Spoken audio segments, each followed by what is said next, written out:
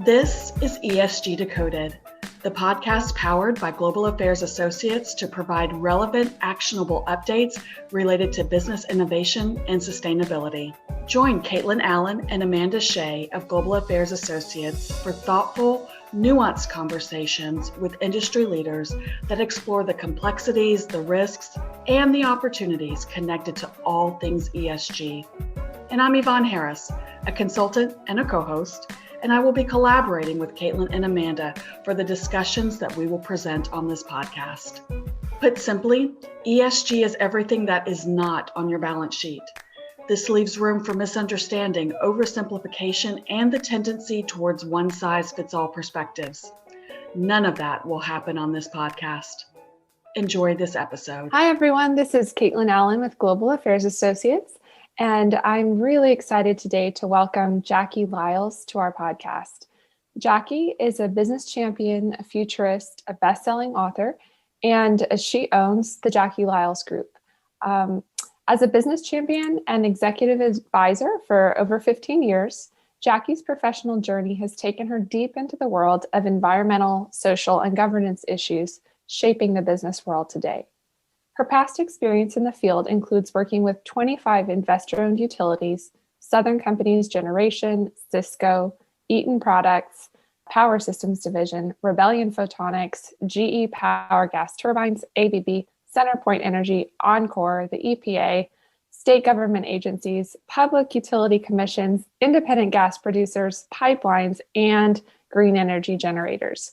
And now that I've listed that, I think you understand why I asked her to come on the podcast to talk about the deep freeze and power outages that happen for us in Texas. Jackie, welcome to the podcast. Oh, thank you, Kaitlyn. I'm thrilled, and I'm glad we thawed out. Yes, we are all warm again. I know, and I, when I was sitting in the deep freeze, I live in a mid-rise. So that was wild. And I immediately started thinking about my experience and my personal time that I spent out in North Dakota in the Bakken, where I saw those wind turbines just flurrying and moving. And I thought, in North Dakota, if they work, why don't they work in Texas? And I thought about my clients that work on them, that do repair work, and how they service them.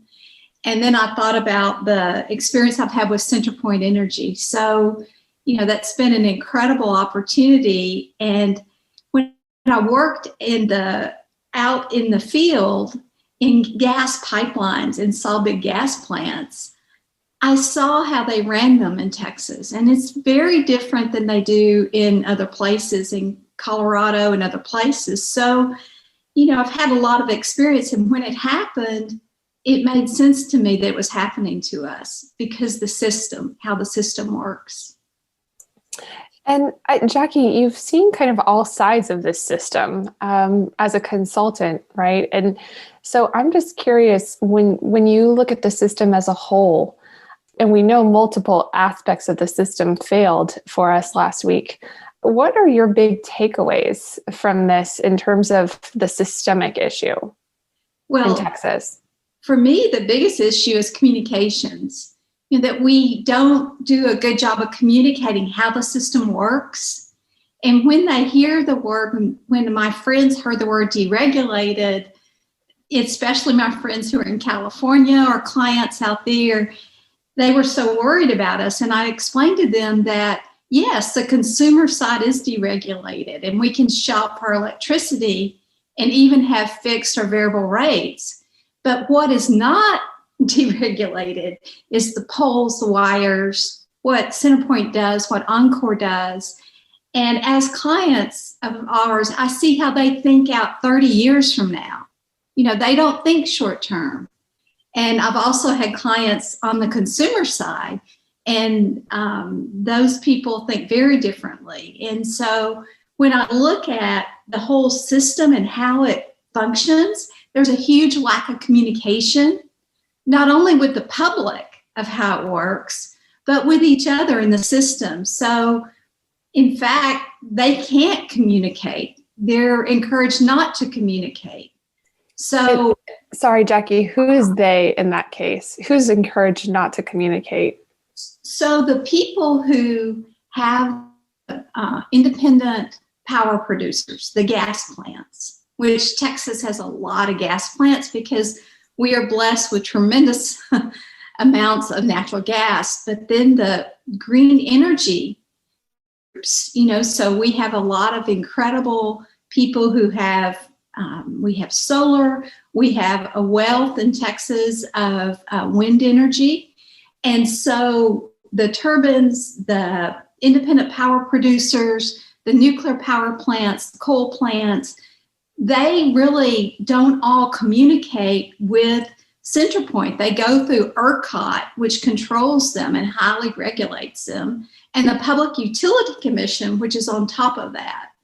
So we've worked with commissioners at the Public Utility Commission for some projects that we did with the EPA and the state legislators. And what I can tell you is they put in systems, meaning the state of Texas, systems to stop communication flowing, and it caused a massive failure of the whole system. It's like when you order, I love to order on Favor. I mean, it's great service. When I order on Favor, if my pizza comes from Star, I can't get mad at the Favor delivery guy if Star Pizza puts onions on my pizza and I didn't want those. I wanted mushrooms.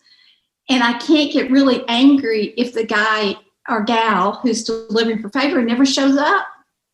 Because, there's a huge disconnect of this idea that the delivery of the product, you have to have the product to deliver it. People like CenterPoint and Encore, they have to have the product to deliver it, and they know what our load is. And the challenge is, how does that communication really occur? And the Public Utility Commission, when we deregulated in Texas, that was the whole world around Enron. So they were trying to protect the consumers and give the consumers choice and let the consumers pay at a lower rate and give entrepreneurs, independent power producers, green energy opportunities. But the problem is they didn't put in the systems communications so it would not fail. It's so interesting to me then that I love your restaurant delivery example. I think that makes it really easy for folks to understand that, at least in the Houston area, CenterPoint is like your Favor, your Uber Eats, your delivery guy or gal. They're just delivering the product. The actual producers are like the Star Pizzas or or whoever else you're ordering from to prepare the food. So if the food is not prepared, the delivery service has nothing to deliver. It's really interesting. I did see this point several times. I have a friend that works for CenterPoint posting, "Stop yelling at the CenterPoint line. It is not their fault. They are out in the freezing cold trying to fix the problem." But that really hits home, I think, as a great example of how to understand this. It's just fascinating to me. I understand that there were some, intentions, like you said, to perhaps protect consumers, to encourage entrepreneurship. And yet that was a long time ago. Do you think that the changing world, let's call it that, we can talk about climate change and, a lot of people don't like to hear about that, but the fact is we've had natural disaster after natural disaster in Houston for years now, and it's taxing. And so I'm wondering, what could we do, to modernize that system and improve communication so there can be proper planning? And I mean, not even just planning for the storm coming in a week, but what about scenario planning and that sort of thing? Oh, yes, it's vital. I mean, climate change is real. You may not like it. Whether you like it or not doesn't matter. And that's what I tell my clients. I've been in meetings with oil and gas executives, and we talk about climate change. And what I tell them is, it's real. If you don't like it, that's okay. You can not wanting to think about it, but we must plan because it's happening. And so the planning, when you think about how Centerpoint plans out 20, 30 years, the entrepreneurial model, I'm an entrepreneur, I've run my business for more than 15 years. We plan out a quarter at a time, a year at a time. We don't think about 20 years at a time. And when I worked for Robert Wood Johnson Foundation, they fund long-term planning for communities. And think about the power of what we could do in Texas. We are sort of like the canary in the coal mine of climate change. We have all the right conditions to see it. So whether you like it or not, you still have to plan for it. Whether you believe in it or not, you still have to plan for it. It's like, I really am not a superstitious person. I don't believe if a black cat runs out in front of me, I have to drive around the block 3 times. But if a black cat runs out in front of me when I'm driving down the street, I have to put on my brakes and look at it and think about it in my mind. So we've got to change our thinking. And I think it's more of a systems thinking. It's the model that scenario planning that Shell Oil does. And we've worked with green energy teams at Austin Energy. And when we talk to them about planning on green energy and green energy generation, we must think in different terms, not just our world or either or. It's an and conversation, and the scenario is vital to bring in people who are futurists and people who look into what could happen, what has happened, how do we respond differently. And so I think it's a tremendous opportunity for Texas to come out as a model, but it's something we need to do every year. It's not something we can do every 20 years. I'm interested in this piece that you brought up of sort of acting, or at least regulated to act as independent players in the system. And yet it's a whole system and each part is necessary. And this idea of coordination and planning across the system seeming to be obvious for someone, perhaps on the outside. Well, why weren't they getting together and talking about baseload and, and all of these things? For perhaps, one of the other things I'd read about was the fact that a lot of things are taken offline in the winter in Texas to plan for the summer, which is when we have higher loads, right? And the idea that some of that was already down for maintenance, again, without that coordination and planning. How do you see a path forward to act as though we are a system versus all separate and independent entities? There's 256 ways to wash dishes. So there's a lot of different ways to approach this. But the most effective way would be for the governor of the state of Texas, rather than blaming ERCOT and being happy that 4 people resigned, he appointed them, blaming the Public Utility Commission and appointing new people. What we know about systems change in organizations is it's not the person, it's the system. And so what we've done before with our clients is work on planning for the whole system. So immediately looking at the weather research teams, we've done a lot of work with weather modeling, with the weather research meteorologists, and there's so much science in weather. There are different models and different looks. So having those people in the room, having a true, we call it a value innovation summit. We did one at the Texas Medical Center with all the institutions with Cisco to help recover from Hurricane Harvey faster. And this was fascinating because it helped these institutions get ready for COVID. They didn't know they were getting ready for COVID, but it did, because all of a sudden, Harris Health, which is a huge institution, was not alone when the Methodist Hospital and MD Anderson, they were looking to plan. So now they're coordinating. So if you're a patient at MD Anderson and you're really sick and you can't get to their clinic, you can go to a Houston Methodist facility and all your patient records are there. And that took a lot of coordination, a lot of thought, but it made a huge difference. So, if we can do this in medicine at the Texas Medical Center, where we have 80,000 of the brightest and best minds, we could turn that same concept and same science and organizational development in Austin. And it could start in Houston. It could be done in Houston. But we're just a part of the system. It's really got to be with the governor and at his level in Austin, in the Public Utility Commission, and rethinking the whole system. It's not a one group thing, but a value innovation summit where you bring the stakeholders together, you do research before, you have conversations before, and then you come together in like 3 or 4 hours with some ground rules. And, we do this all the time in our practice. And what we found is that people can make tremendous changes by changing how they communicate and rethinking the system. So we could do it. We have some brilliant minds in Texas. We could do it very quickly. I think it's really important you bring up this unfortunate aspect of last week, which is scapegoating on all sides. A lot of finger pointing, a lot of blame game.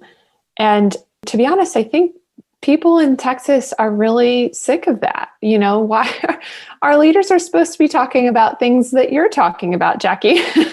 And I'm not saying only, it's on both sides. Okay. I'm not even to name anyone specifically, but on all sides of the debate, you hear people kind of almost gleeful that they have an opportunity to point fingers at someone else's failure, which I think it's callous and it's a lack of leadership.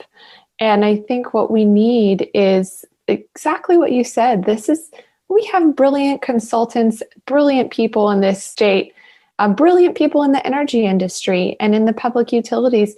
They are completely capable of coming together in something such as you described, such as a value innovation summit, for example, to rethink a system. But we can't get there to that conversation if everyone's just using it as an opportunity to point fingers. And I think that's, for me as a Texan, been one of the most disappointing things of last week, besides the fact that we were freezing and, boiling water and lost a week of work because of it. And that kind of disruption, not to mention the people that died or suffered medically.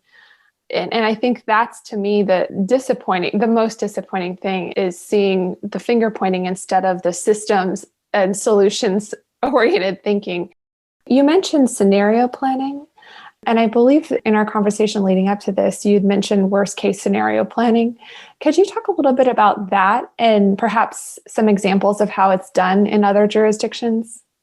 Sure. So I saw worst case scenario planning in 2 contexts. One is with shale oil. They do an incredible job in the Netherlands on worst case scenario planning, meaning that teams come together, they bring in outside experts, people from Harvard, people on the ground, in the trenches, all over the world, and they plan their scenarios. And they always think about the weather because there are difference of weather modeling that really affects their business. And so, very powerful tool.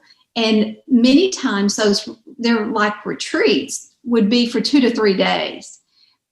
Then if you fast forward into the modeling that's now done with the EPA. So we've worked with tribal authorities, with the Chickasaw Nation, and Dr. Kelly Hurt was one of the leaders with the EPA, and he then went to work for the Chickasaw team, and we set up different models of scenario planning, of worst case scenario planning, and we talked about wildfires.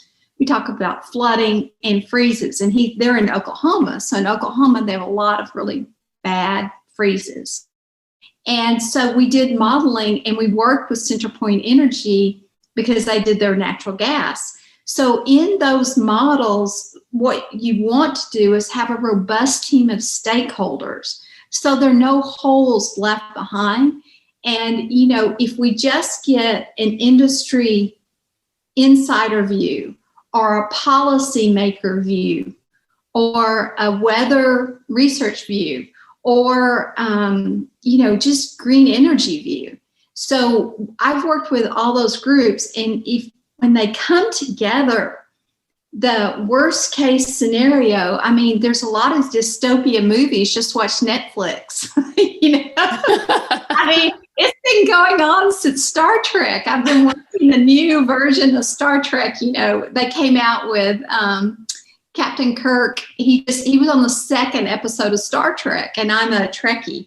So, I love that. But they were doing dystopia planning and scenario modeling, to have Star Trek. And so if you look at science fiction and all the dystopia movies and the models, a lot of the foundations fund research to look at that. And so I think including the foundations and the philanthropic community, because the response is always an economic one.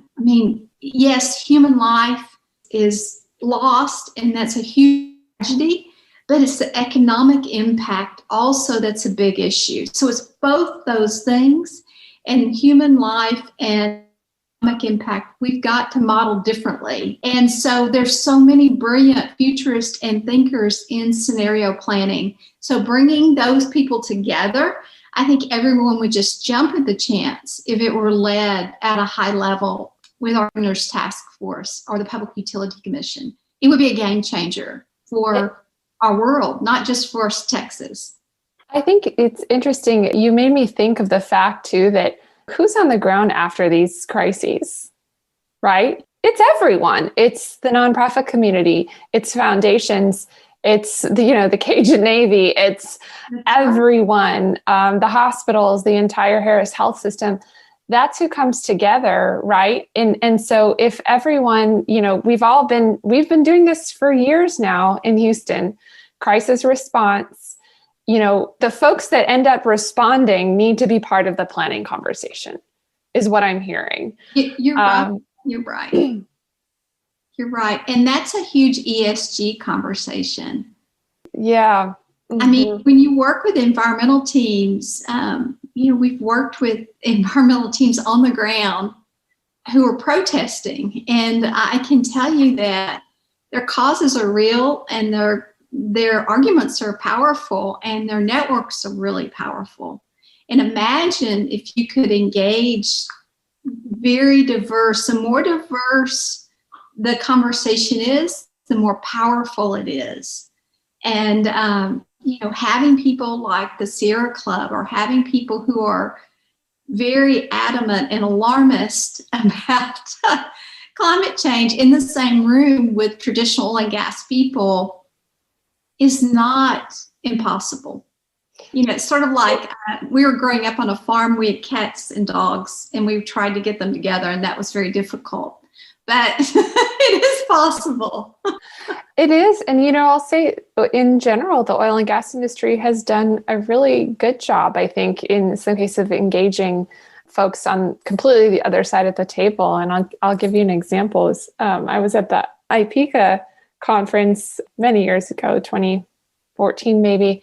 IPECA is the Oil and Gas Industry Association for Sustainability. IECA is, you can't, there's no acronym. You have to just look that up for our listeners. But IPECA's done an incredible job of being a liaison and inviting stakeholders from, all walks of life, so to speak, to weigh in on the industry guidance that they have come up with. And I personally had the privilege of sitting in on one of these feedback sessions where folks, and I can't remember right now specifically which organizations they were, but, folks that you would not expect to have accepted the invitation were there in the room giving, very frank feedback on what at that time was going to be their new reporting framework. They've, of course, since had another iteration of it. which also has a statement from their stakeholder board. So I think industry knows how to do this. Folks know how to do this. What we really need then, what I'm hearing from you, is to do that same practice, but at the state level, at the government level, with a high level of coordination, and include multiple stakeholders from all of these different examples we've talked about, particularly the responders that respond to these crises as well, making sure they're included in the planning conversation. And it sounds like if we were able to start there, we might actually get to some solutions, which would be great. Well, we would. And think about how much cost savings would be around from the ESG side for industry. And, certainly what goodwill could be created, that whole social good piece. Think of the story that our clients could tell, because I don't think we wake up in the morning and say, I'm going to do something bad for the environment or for people. That's right. The people I work with. We don't wake up and say that. We want to do the right thing knowingly. And if you go with that premise, it's like Einstein talked about, either you believe the universe is for you or against you. And so if we believe the universe is for us, how could we change our mindset and our thinking around ESG and make it a friendly experience and a positive experience?